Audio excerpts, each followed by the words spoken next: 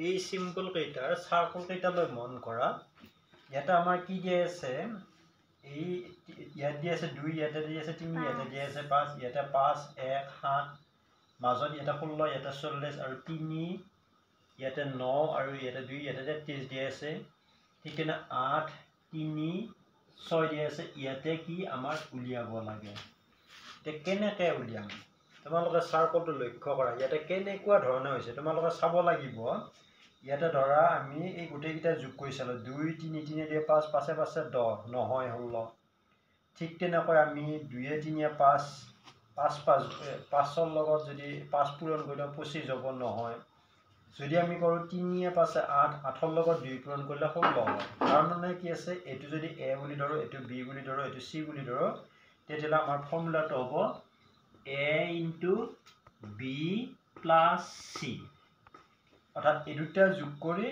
এটো পূৰণ কৰিলে মাজৰটো পাই যাম a বুলি কোনটা 2 আছে 2 পূৰণ 3 + 5 5 3 কিমান হ'ব 8 8 দুগুণ কিমান হ'ব 16 ঠিক তেনেকৈ ইয়াতে 5 পূৰণ 1 + 7 7 1 8 8 5 গুণ 40 ঠিক তেনেকৈ 9 2 11 11 3 পূৰণ কৰিলে 3 11 33 ঠিক তেনেকৈ ইয়াতে 3 6 9 9 8 9 গুণ কিমান হ'ব 72 গতিকে ইয়াতে কি হৈ যাব 72 এনেকা নিৰ্ণয় কৰিব পাৰিম ঠিক তেনেকৈ ইয়াতে এতিয়া নেক্সট ডে আছে ইয়াতে চোৱা এটো সাৰ্কলো এটাই হ'ব 2 3 5 5 2 10 7 2 9 3 9 27 2 4 6 6 3 18 5 3 8 8 কিবা গুণ 56 হ'ব অৰ্থাৎ আমি যেহেতু a * b + c অৰ্থাৎ এই দুটা যোগ কৰিলে কিমান পাইছো আমি 5 3 8 পাইছো এটো 8 পাইছো আৰু এটো a থাকিল গতিকে a * এই ইকুৱেল টু কিমান পালো বুলি কৈছে এটা 56 56 অৰ্থাৎ 56 ক 8 ৰে হৰণ কৰিলে যেটো হ'ব হেতুই ইয়াত বহিব 8 7 গুণ 56 গতিকে ইয়াতে কি বহি যাব 8 বহি যাব এনেকৈ আমি সাৰ্কলটো নিৰ্ণয় কৰিব পাৰো এই সাৰ্কলটো নিৰ্ণয় কৰিবলৈ এই ফৰ্মুলাটো জানিলে আমি কৰি লব পাৰিম এই সাৰ্কল কেইটালৈ মন কৰা ইয়াতে আছে 7 2 2 এই মাত্ৰ আমি পাইছিলো এটোৱে যোগ কৰি যিখিনি পাও তাক এটোৰে পূৰণ কৰি 2 2 4 7 4 গুণ 28 কিন্তু ইয়াতে 10 আছে গতিকে আমাৰ সেই সাৰ্কল মতে ইয়াত নহয় তেতিয়া হলে আমাৰ কি হ'ব পাৰে এতিয়া চোৱা লক্ষ্য কৰি চোৱা যদি এটোৰ পৰা এটো বিয়োগ কৰি দিও 7 ৰ পৰা 2 গলে কিমান 5 5 ৰ লগত 2 পূৰণ কৰিলে কিমান হ'ব 5 2 10 তেতিয়া হলে আমি এটো a এটো b এটো c যদি a - b into c অর্থাৎ আমাৰ ফৰ্মুলাটো কি ব্যৱহাৰ কৰি a - b into c formula ব্যৱহাৰ কৰিব পাৰিম ঠিক তেনেকৈ এটো ইতে আছে কি 4 a - b 4 ৰ পৰা 3 গলে কিমান 4 ৰ পৰা 3 গলে 1 1 ৰ লগত 2 পূৰণ কৰিলে 2 হয় ঠিক তেনেকৈ 14 ৰ পৰা 9 গলে 5 5 4 গুণ কিমান হয় 20 হয়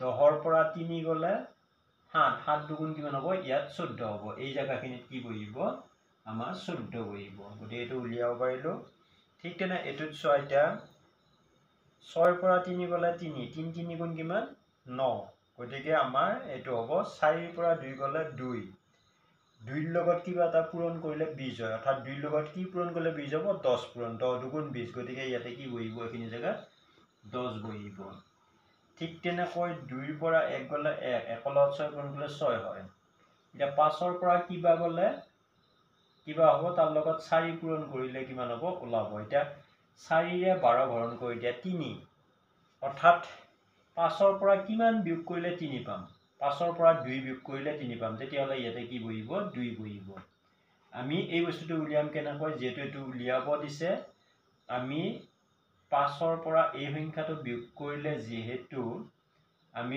বিয়োগ কৰি যেটো পাম হেতুৰ লগত এটো যেটো পূৰণ কৰিব লাগে কৰিলে এখিনি পাই সেই কাৰণে এটোৰে এটো হৰণ কৰি দিলো যেইবাৰ গল হেতু অৰ্থাৎ 4 ৰ 12 3 বাৰ গল অৰ্থাৎ 3 পাব লাগিলে 5 ৰ পৰা 2 বিয়োগ কৰিলে কিমান হ'ব 3 হ'ব এনেকৈ নিৰ্ণয় কৰিব পাৰো এই দুটা সাৰ্কলত আকৌ লক্ষ্য কৰা ইয়াত আছে 5 আছে 6 আছে 12 আছে 4 আছে আমি আগত প্ৰথমতে কৰিছিলো কি ইয়াত কোণত আছিল তেতিয়া আমি হেনেকে কৰিছিলো কিন্তু ইয়াত লক্ষ্য কৰা আমি যদি 5 ৰ পৰা 4 5 ৰ লগত 4 যোগ কৰো 4 5 9 যোগ 6 9 আছে 15 হয় যোগ কৰিলে নহয় 5ৰ পৰা 4 বিয়োগ কৰিলে 1 হয়, 1 লগত 6 পূৰণ কৰিলেও নহয়। 5 6 লগত 4 যোগ কৰি 5 পূৰণ কৰিলেও নহয়। 6 4 10 5 10 5 গুণ 50 হয়, গতিকে এফালৰ পৰাও নহয়। এইটো এতিয়া কেনেকৈ কৰিম লক্ষ্য কৰা। আমি যদি এটা কাম কৰোঁ, 5 4 9 9 6 কিমান 6 4 10 10 কি নহয়, এই গোটেইকেইটা যদি আমি পূৰণ কৰি দিওঁ, 5 4 গুণ 20, 20ৰ লগত 6 পূৰণ কৰিলে 6 12 120। 120ক যদি আমি 10ৰে হৰণ কৰি দিওঁ, তেতিয়াহ'লে 12 পাই যাম। ঠিক তেনেকৈ এইটো সেইটো চাৰ্কলত হয়নে নহয় চাওঁ। 6 5 গুণ 30, 30ৰ লগত 7 পূৰণ কৰিলে 7 3 গুণ 21 210, 210ক 10ৰে হৰণ কৰিলে 21 পাম। গতিকে ঠিকে আছে এইটো চাৰ্কল। ঠিক তেনেকৈ এইটো 7 10 গুণ 40, 40ৰ লগত 8 পূৰণ কৰিলে 8 4 গুণ 32, 3 হয় 20 হ'ব, 10ৰে হৰণ কৰিলে 32 পাম। ঠিক তেনেকৈ 3 5 গুণ 15, 15 গুণ 30, 30ক 10ৰে হৰণ কৰিলে কিমান পাম, ইয়াত 3 পাই যাম। গতিকে এইটো চাৰ্কল হ'ব 3। অৰ্থাৎ ইয়াৰ ফৰ্মুলাটো হ'ব ABC/10। এই ফৰ্মুলাৰ সহায়ত আমি এই অংকটো কৰিব পাৰোঁ। ঠিক তেনেকৈ এইটো এতিয়া কি হ'ব, 5 4 গুণ 20, 20ৰ লগত 3 পূৰণ কৰিলে 3 20 60, 60ক 10ৰে হৰণ কৰিলে 6 হয়। ঠিক তেনেকৈ 6 10 গুণ 60, 60ৰ লগত এইটো পূৰণ কৰি তাক 10ৰে হৰণ কৰি দিলে সেইখিনি হয়। তেতিয়াহ'লে এই ফৰ্মুলাটোত আমি কৰিম। এতিয়া এইটো যদি A হয়, এইটো B হয়, এইটো C হয়, A × B × C, অৰ্থাৎ B আৰু C কিমান হ'ব, 6 10 গুণ 60 হ'ল। তাৰপিছত A টো লাগে, গতিকে এই 10ৰে 60 হৰণ কৰিলে কেই বাজ যায়, 6 বাজ যায়। অৰ্থাৎ A ৰ লগত 6 পূৰণ কৰিলে সেইখিনি হ'ল। A × 6 = কিমান হ'ব, 42। ইয়াতে অৰ্থাৎ 42 হ'ব। অৰ্থাৎ A ৰ লগত 6 পূৰণ কৰিলে 42। এই A ৰ লগত যিটো 6টো পূৰণ আছে, সেইফালে গ'লে কি হ'ব, হৰণ হ'ব। 42ক 6ৰে হৰণ কৰিলে 7 6 গুণ 42। তেতিয়াহ'লে এই সংখ্যাটো কি হ'ব, 7 হ'ব। ঠিক তেনে এইটোৱে পূৰণ কৰি 3 10ৰে হৰণ কৰিলে এইখিনি পাম। ঠিক তেনে এইটোৱে 7 2 গুণ 14, 14ৰ লগত এইখিনি পূৰণ কৰি যিটো পাম সেইটোক 10ৰে হৰণ কৰিলে এইখিনি পাম। এতিয়া এইটো বস্তু উলিয়াওঁতে কি কৰিব পাৰোঁ আমি, A দিয়া আছে 7, B দিয়া আছে 2, এইটো 7 আৰু 2 7 2 গুণ কিমান হ'ব, এইটো 14 হ'ব, 14C হ'ব / 10 = 7 আছে ইয়াতে 7।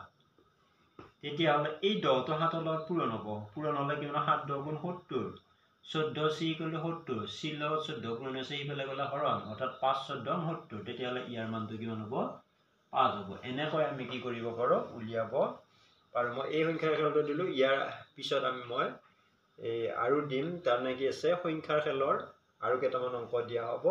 এইকেইটা কেনেকুৱা ধৰণৰ, ধৰা আমি এনেকুৱা পাব পাৰোঁ, A B